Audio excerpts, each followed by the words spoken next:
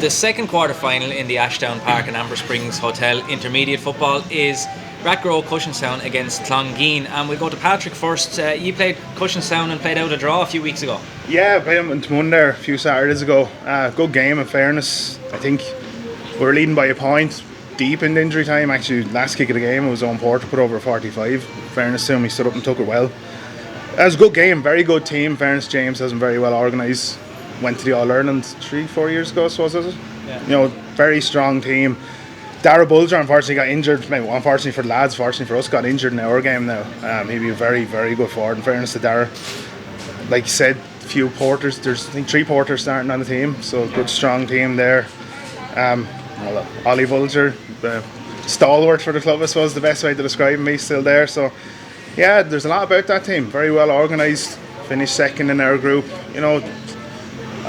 They're a dark horse for me now, actually, to go the whole way with the boys. And they're a very good team, well organised, well drilled, and some really good scorers in there as well. So.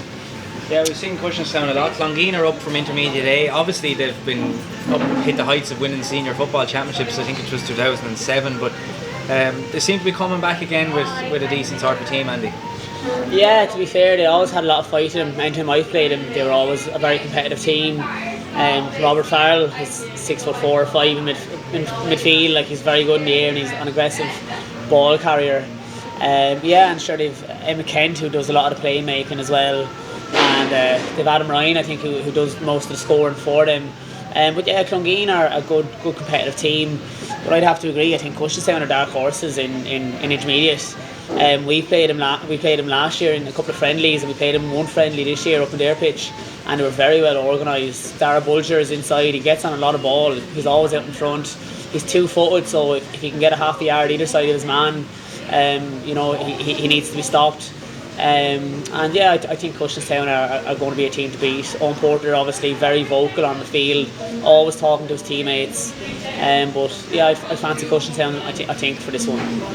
So, you reckon Cushinstown, Patrick? Yeah, I be leaning towards Cushinstown. I don't think there'll be much in it. Clongeen don't usually let many teams get away from them, in fairness. I don't think they'll do that at all. Anyone will get away from them. But Cushinstown, yeah, I think they're primed there at the minute. They've won, I think, the last 2 games of the group. They drew against us. I think they lost to Horswood, 1 drew, 1-1, so the proper form coming into this as well. So, yeah, for me, I think Cushinstown maybe 2 or 3 again. And Andy, your margin of victory? Yeah, I'd say Cushinstown will win this. I'd say it'll be 5 or 6.